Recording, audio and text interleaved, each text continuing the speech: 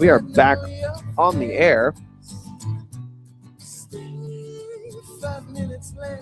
We are patiently waiting for our friends to join us. We have invited them. I hope that they can see that invitation.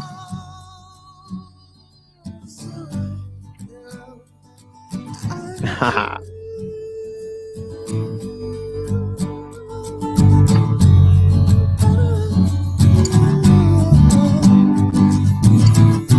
Say the word and I'll be after you.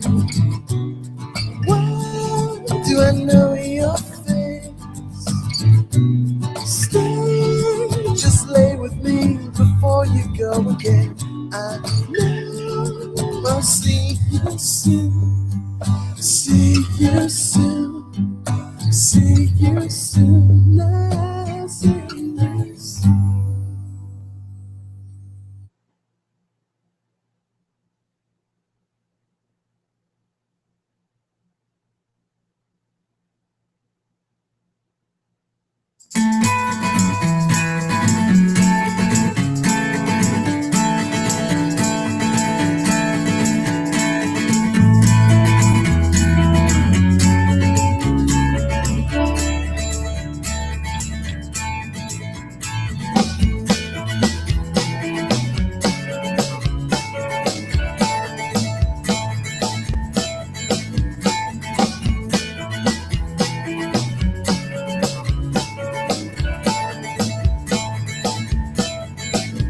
Come again, I never hear you, 'cause the wind, it blows right through into the phone. When I give to just be near you, never have to spend another night alone. Still I'm waiting for the day you come back home, with the longing heart that's turning into stone. I can't wait to feel your breath upon my face, followed by your lips that taste like the sweetest candy I have ever known. And you know how sweet it gets when we're alone. I can't wait to feel you each and every day today.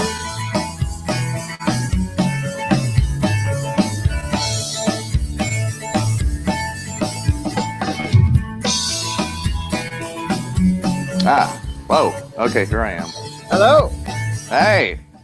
So that's always been a fear of mine. What? Would be that my computer would just freak out and lose the feed. Like Well, that also, was, the three of us, Angie, Robinson, and I were over in some other hangout just a second ago. Yeah. Then I think they're so making their way over. I created one through Chrome. It crapped out. I created a second one through Chrome. We were back on, but the audio was still messed up. So then I created a third one through Safari, and that one seems to be just fine. So that's always been one of my biggest fears, is in the middle of the broadcast that the computer would just freak out and lose its connection. And it has not happened. We've been doing this now for half a year, and it hasn't happened until tonight, of course, the night we have our very first guest, and we're in the middle of a great conversation, and then everything goes to hell. We were just telling Angie about that, but in fact, Robinson was like, yeah, we typically only have technical difficulties at the beginning of the show. Usually not in the middle. Mm-mm. But thankfully, we have a backup plan, which is we play a bunch of Arbor Circle music while we figure shit out. Nice. Yeah. Little band that I wonder if Robinson's going to be able to join us again.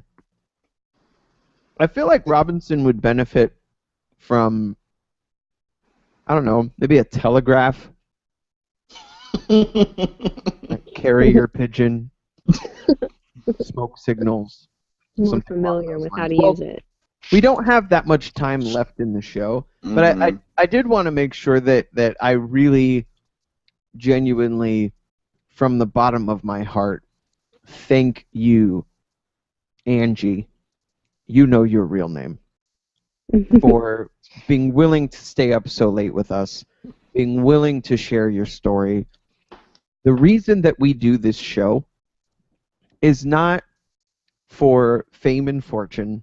It's not because we like to hear ourselves talk. Speak for yourself. It's not because we think that we're going to get something out of it. We do this show because straight up, we've received a handful of comments, messages, emails, subscriber notes from people saying that they have felt helped by what we talk about on this show.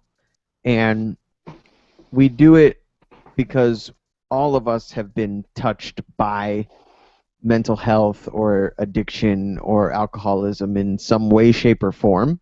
And even if your story helps one person struggling with an addict parent, or they themselves are a parent that's using drugs or alcohol in excess with children, to be able to hear such a powerful story and maybe make some better decisions or make the decision to change, that is all we can ask for from whether it's a guest like you or our just regular weekly banter back and forth between the three of us.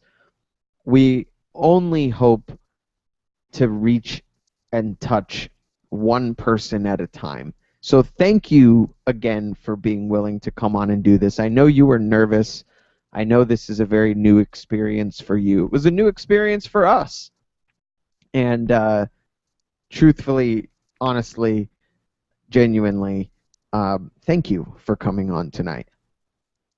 Thank you for having me. I was definitely nervous, but like you said, that hope that there's one person that'll hear and will feel like, okay, I can do it. I can talk to my parent, or I can be better. I can get past this addiction.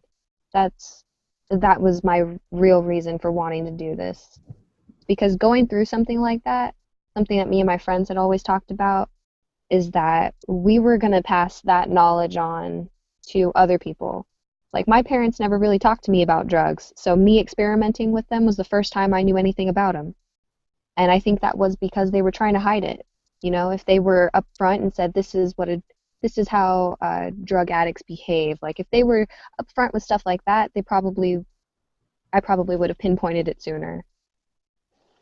And I think that's what's so powerful about this is I don't think we talk to our children enough about drugs and alcohol. And I think that just like a lot of things, we rely on our public school system to do that parenting for us. And I think that it's so scary. There's a saying, you know, if you don't teach your kids, somebody else will. And I think, unfortunately, that somebody else tends to be life. The street. The street. Right. The street. I'm from the streets, bitch. And they are going to learn about drugs and alcohol from the wrong people.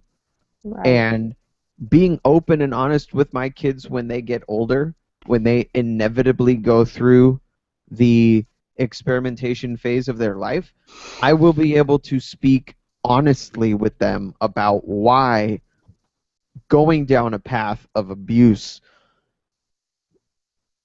is not a good idea.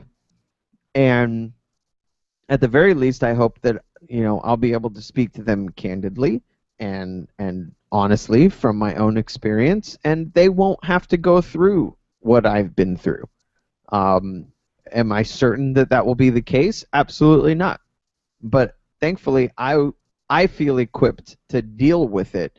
And I think a lot of parents who have shied away from even a conversation about drugs and alcohol for all of their children's lives, they are sometimes so ill-equipped to handle a problem that might arise that they become enablers, they turn a blind eye, and they end up with a far more serious problem than it ever needed to be out of ignorance and fear.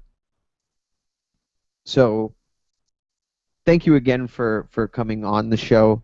As we wrap up, we'd love to we'd love to have you back on. I think you speak so eloquently about this, and I know we barely scratched the surface of your story. And now that we've opened Pandora's box, don't be surprised if some of these thoughts and stories and things start flooding back into your mind. And if you have more to share, we'd love to have you back on at some point in the future to continue the conversation and let you continue to share those stories with the people that listen to this show. Yeah, absolutely. I would love that. Excellent. So we've got about 8 or 9 minutes left, Mr. Chaz. We were discussing a lovely young celebrity named Demi Lovato while we were trying to get everybody on the show for a period of time.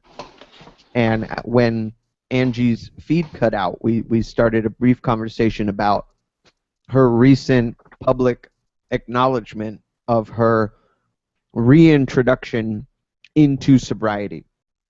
And because we have Angie on the program, I wanted to get, if possible, and if you feel comfortable with this, Angie, I wanted to get kind of a female perspective. That's the one thing missing from the Sober Happy Hour, is a female perspective on things. So I don't know if you know who Demi Lovato is. She's not the most famous celebrity in the world. But Yeah, I know who she is. She very publicly and very openly struggled with addiction earlier on in her life.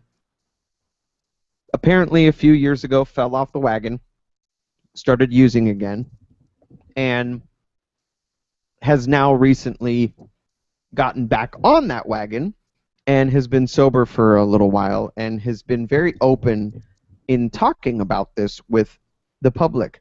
Now, when we think of junkies, heroin addicts, or alcoholics, a lot of times we think of men. Like, men tend to pop into people's minds first when we think of the bum on the street who's, talking to himself and is completely messed up, both mentally and physically.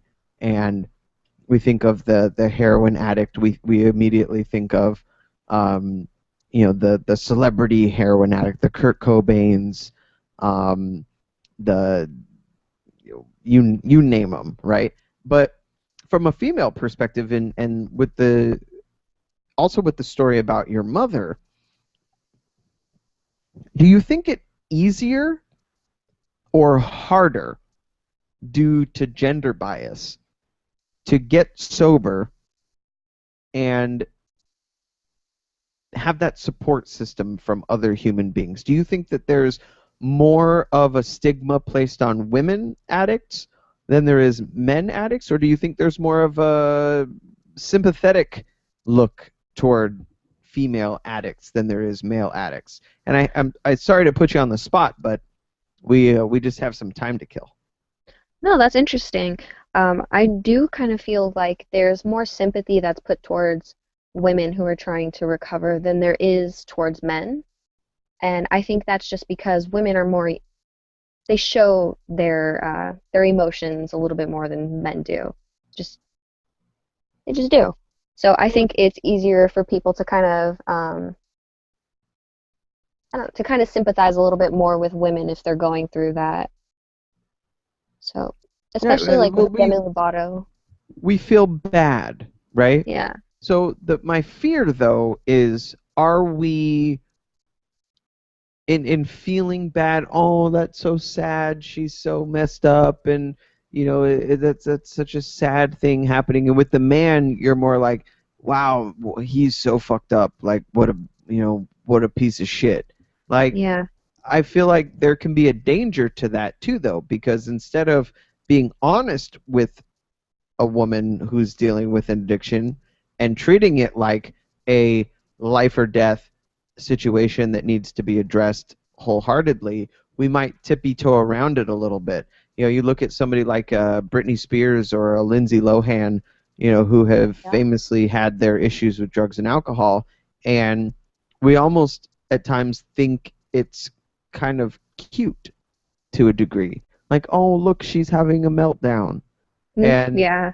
with a guy, you might be more willing to have that tough love that I think a lot of times an addict really needs, that tough love. Definitely. And so I find it interesting that even in 2015, we still treat drugs and alcohol with abuse with such a stigma that people feel uncomfortable talking about it.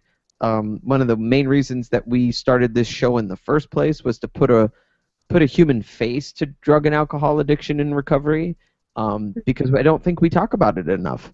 I think we take drug addicts and alcoholics and we put them in the same category with criminals, and I don't think that's fair to criminals, because not all criminals are drug addicts and alcoholics, and it's not fair to the addict or alcoholic because they're not criminals, but we treat them as criminals because we have a justice system that considers drug and alcohol use illegal. Well, driving drunk, alcohol is legal, but drugs aren't. So you get caught with drugs, you don't go to treatment, you go to jail.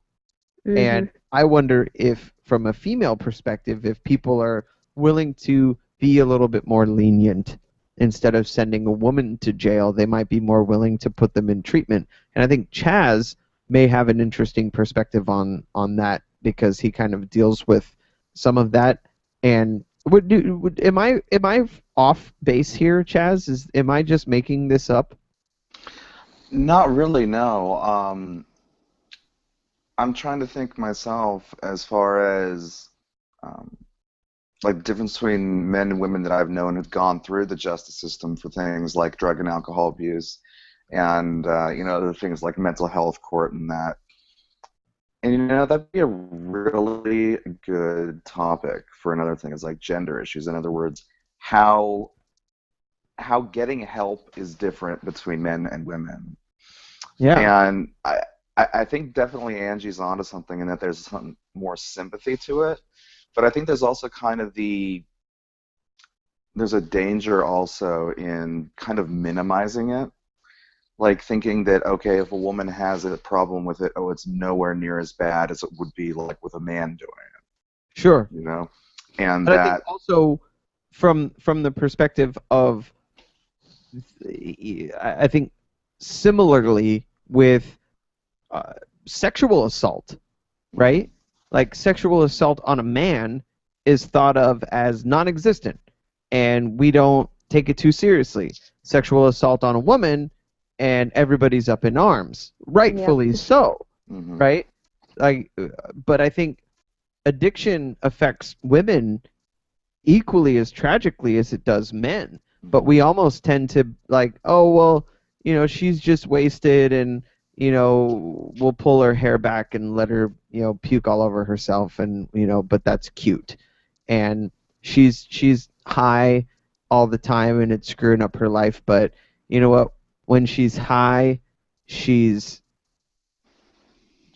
more willing to be with me, right? For trying to be at least a little not crude in this situation. We do have a lady on the line with us right now, but if you have a girlfriend who drinks too much, you might almost see that as like, hey man, like when my girlfriend gets drunk, she gets horny. That's hot, right?